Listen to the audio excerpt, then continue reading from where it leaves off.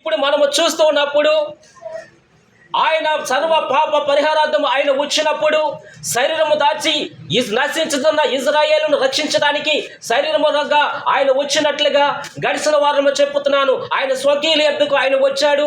ఆయన స్వకీయులు ఆయనను అంగీకరించలేనందున ఎందరూ అంగీకరిస్తారు వారందరికీ ఆయన పిల్లలు అనుగ్రహించాడు. దేని స్తోత్రం. ఇప్పుడు గమనించండి ప్రియమైన వాళ్ళారా, ప్రభువైన యేసుక్రీస్తు వారే ఆయన కుమారుడికి ఈ లోకానికి వచ్చాడు. మరి ఆయన అంటున్నాడు, మరి కుమారుడు అంటే తండ్రి అంటున్నాడు కదా, ఏంటి అని అనుకుంటున్నాం. దేని స్తోత్రం. హల్లెలూయ. చూసారా, ఒక మాట చెప్తాను. ఇప్పుడు అమ్మ ఉంది. దేని స్తోత్రం. మీకు ఒక తండ్రి గారు ఉన్నారు. మీ తండ్రి గారు ఏంటమ్మా? మీ నాన్న పేరు సుబ్బారావు గారు. దేని స్తోత్రం. మీ నాన్నకి నువ్వు ఏమవుతావు? కూతురు నవ్వు. దేని స్తోత్రం. నీ అక్క చెల్లెలకు నువ్వేమయ్యావు? నీ అక్క చెల్లెలకు అన్నదమ్ములకు నువ్వేమయ్యావు?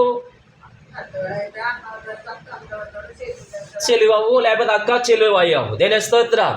తర్వాత నీవే నీ భర్తకు నువ్వు భార్య అయ్యావు. నీవే నీ పిల్లలకు తల్లి అయ్యావు. నీవే వారి యొక్క పిల్లలకు మానవరాలు లేక అమ్మము తాతమ్ము అయ్యావు. దేని స్తోత్రం. వాళ్ళ పిల్లలకు నీ కొడుకు ఆ యొక్క పిల్లలకు ఏమవుతావు? మామయ్య అయ్యావు అండి చివరికి. దేని స్తోత్రం. మన యొక్క స్థానం ఏంటి? మామయ్య అయ్యావు. దేని స్తోత్రం. గమనించిన